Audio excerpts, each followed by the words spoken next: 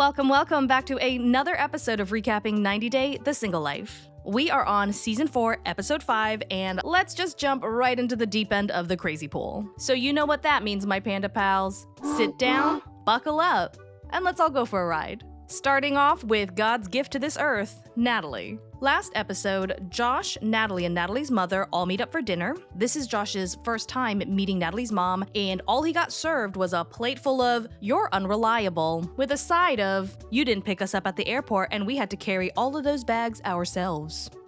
Now back to the present. Josh is away on business and he lines up a job interview for Natalie at his cousin Adam's chiropractic studio for a receptionist position. Natalie is driving in her new car that Josh bought her. I cannot believe that this girl sold her car back in Florida to move to LA to just have Josh buy her a new one. It was not in the plan to buy you a car, but I've seen how hard she's trying. Where?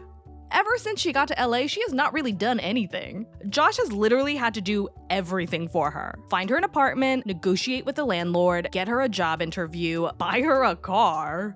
The practice is called The Joint, which is fantastic. After she gets a tour of the space, they sit down and Adam asks her if she has her resume with her. I do have, but it's in Ukrainian language. How do you go to an interview at night in America with a resume that is not in English? What did you do the whole day? Because we know you didn't work. Adam tells us that he has met Natalie once in the past and it was awkward at best. Nice to meet you. Pleasure to meet you. You look beautiful. Thank you. Where are you from? Yeah, I'm from Ukraine. Ukraine. A little far away. Yeah, I know. Adam says that he was really shocked when Josh called asking him to give Natalie this interview because he did not expect them to still be together, but hey, something must be working. Adam goes on to ask her some interview questions and oh my god, Natalie does not interview well. She's like, "Oh, it's my first interview in America, please excuse me." Okay. But how different can the job interviews be in Ukraine? Do the employers in Ukraine not ask you to tell them about relevant work experience? Adam asks what experience she has in terms of customer service, and Natalie's like, yeah, I used to work in a bookstore, so I have experience selling books. And Adam's like, okay, that wasn't my question. So again, what is your experience with customer service? And he goes off to list a couple of examples, like answering phones, and then Natalie chimes in and she's like, oh yeah. Answering phones, mail, copywriting, and Adam's like, oh, okay, so like what jobs did you work where you did those things? Wait a second. I don't know, it's complicated. So you worked in a bookstore. Did you not answer phones at this bookstore? Did you not help customers find books, help them purchase books, order books? Are you even sure you worked at that bookstore? Are you sure it wasn't just like a Tuesday and you were there for a little bit longer than normal? Adam abandons that line of questioning and goes on to a different question. He asks her what words their closest friends would use to describe her. Josh would say, I'm needy. Oh my god! Natalie, girl, that is not what he was asking! Is this Natalie's first job interview ever? You are an actress. Why don't you try acting like someone competent? Oh my god. Adam awkwardly shuffles through some of his notes and Natalie somehow finds a way to make this so much worse. She tells Adam that this is super awkward because she's so excited he's related to Josh and to please excuse her for being so personal. Have you met his mother of his second child? I have not.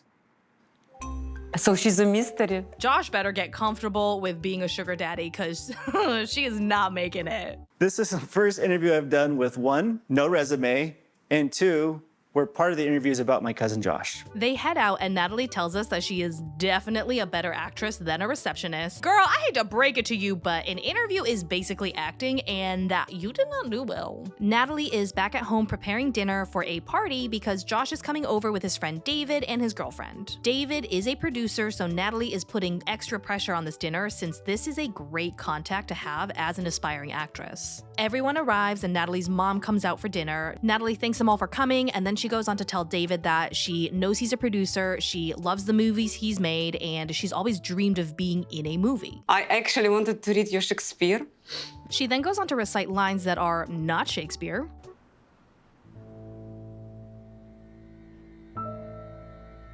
Мне страшно с тобой встречаться. Страшнее тебя не встречать. She delivers them well. I don't know if professionals in the industry would classify what she did as good acting, but I don't think she did bad. The table gives her a roaring round of applause, and David goes on to actually offer her an audition for an upcoming horror movie that he's producing. Josh tells us that he was not expecting this at all. But, you know, it took guts for what she did to come out and actually do that in front of the table, in front of everybody. I personally think this is kind of cringy. I mean, props to Natalie for her hustle. I get the ick because I get really turned off when people I meet that want to be in my industry, you know, they bring up that they love this industry, want to be in this industry, work so hard to get into the industry. They ask me a bunch of different questions about how they can break in, and then they start showing me their work unprompted and ask me for feedback. And I'm like, whoa, guys, like I came here to meet new people, make some friends, have some fun. I did not come here to unexpectedly start a mentorship program. Despite my feelings on this, the dinner party is marked as a smashing success, and Natalie takes a moment to practice some gratitude. Josh helped me so much. Apartment, car, job interview. Now meeting with his friend producer. This is the guy who cares for me. Moving on to Chantel over in Greece. Last episode, Giannis and Chantel had a blast on their date filming a silent movie, and Chantel makes sure to leave him wanting more by not inviting him upstairs to smash her like button. The next morning, the divorce squad grill Chantel about her date. Really enjoyed the height of him,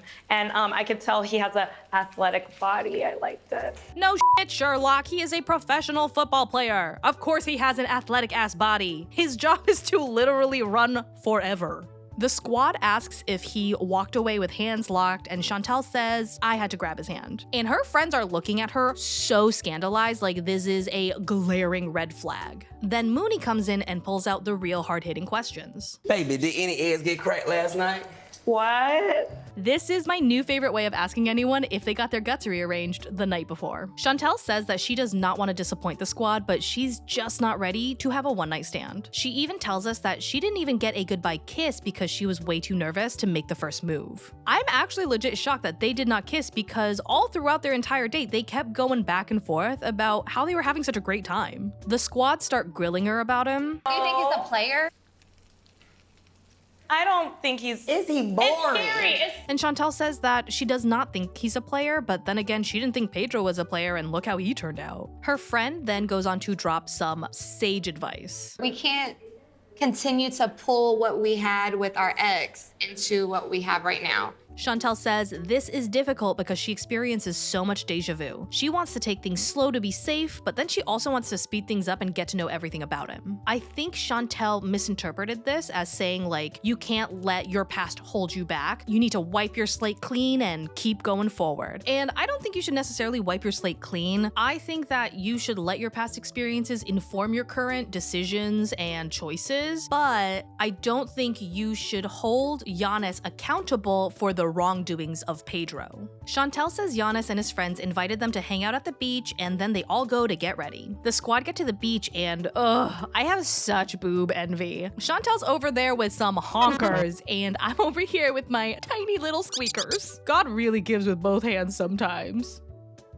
Giannis tells us that he thinks Chantel is really pretty, super cool, but he does want to get to know more about her views on family, religion, and just really look for compatibility. I think that I'm finding Giannis a little bit attractive in this episode. I want to say it's because I'm actually starting to warm up to him, but I think it's actually because he's shirtless and goddamn, this man looks hard and soft at the same time. Like, Giannis, I don't need room for breakfast.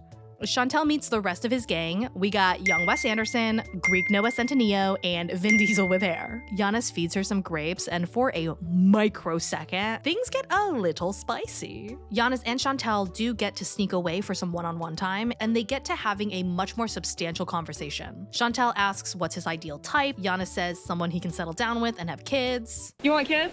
Yeah, of course. When? Giannis goes on to say that he thinks Chantel has a lot of qualities that he is looking for in a potential partner. This makes Chantel really happy because she also wants to settle down, have a bunch of kids, preferably soon. Time is against me. My eggs are gonna be considered geriatric by the time I'm 35. Giannis asks her about her previous marriage and what went wrong. From the day I met his family, they hated me. She said that they only wanted to use her to gain citizenship, and she says this is why her ideal guy would be an orphan because she cannot deal with family drama. I believe this was a joke. I do not think that it hit because Giannis goes on to look really upset and he says that he does not agree with her. Giannis asks if Chantel is planning to stay the night, and she says that she will if he gives her a good enough reason to stay. I can give you, and a good one. Chantel is absolutely on cloud 9 as they head into the water to continue sucking face. Chantel tells us that she could feel his passion. She didn't see it, but she could feel it. Moving on to Veronica and Tim. Nothing really happened for them in this episode. Last episode, Veronica got Jamal and Tim together and the two butted heads because Tim asked a question and then Jamal was just like, well, why don't you like me? And Tim was just like, because. And Jamal was like, because why? And Tim was like, because. Tensions are running super high and Jamal just gets up and leaves. Tim tells us that Jamal was way out of line for questioning his role as Chloe's dad, which I agree. He says that Jamal hasn't even proven himself as a good partner yet, and he should slow his roll down before trying to become a father figure to Chloe. Veronica starts to push back, like Tim did something wrong. Timothy, like, seriously? Timothy what? Jamal says that he wishes Tim would give him a chance to show him he's good for Veronica, but all Tim does is talk mad smack about him. Jamal's friend head over and talk him off the ledge, and then they head back to the group where Jamal, instead of saying like, I got too heated, I hope that you'll be open to letting me show you how much I love them, he says this. Honestly, this just all got weird. I mean, we were trying to be playing nice. Over it, man. Lastly, we are gonna head over to Tyray. Last episode, Tyray went on his first date ever where he got stood up. Present day, with his confidence absolutely shot, Tyray is headed to New Orleans with his brothers Ronald and Raheem to try casting his line in a different pond. His brothers tell us that their goal is to get Tyray any kind of action, a hug, a kiss, whatever. He leave me here with something. At this point, I think we could even just say a high five. Tyray is trying not to set any high expectations, but he does say that he would love to get his first date and even his first kiss while he's out here. He goes on to describe what he imagines his first kiss to be like. I envision my first real kiss to be on a boat with lights. It kind of reminds me of Little Mermaid. He is the epitome of being a hopeless romantic. They arrive at their hotel and Raheem asks Tyray what his type is in a woman. Oh, I guess. Oh? Yeah, doesn't everyone? Sir, Tyray has to cast his net pretty wide right now, so let's just say his type is female and interested. The boys head out for some hurricanes, beignets, and pink flamingos with lemons, which I assume is a drink. While they are enjoying their drinks, they scope out some pretty ladies, and his brothers pressure him to go and talk to them. Tyray is nervous because these girls look fit AF, and he does not want them to judge him for his weight. Despite his fears, he musters up the courage to go up to them and introduces himself. Things seem to be going really smoothly until he decides to partake in some epic trauma dumping. Well, I was in a 4-year relationship with a man. His brothers essentially push Tyray and this woman to sit alone and talk. They do end up having a pretty good conversation talking about their respective failed relationships, and they seem to be genuinely vibing pretty well. I think we vibe well, even from the start. I was like, this guy, he's a big teddy bear. Like, I just want to be around him. Tyray asks if she would be down to hang out again, and she says that she would be down 100%. So we can mark this mission a success. And with that, my Panda Pals, we have come to the end of this recap. Natalie is still cray-cray, Chantel is still Delulu, Veronica and Tim are kind of boring, and Tyray is still adorable. I hope you guys stay tuned for the next recap, and until then, as always, thanks for not letting me ride this train wreck alone. Bye.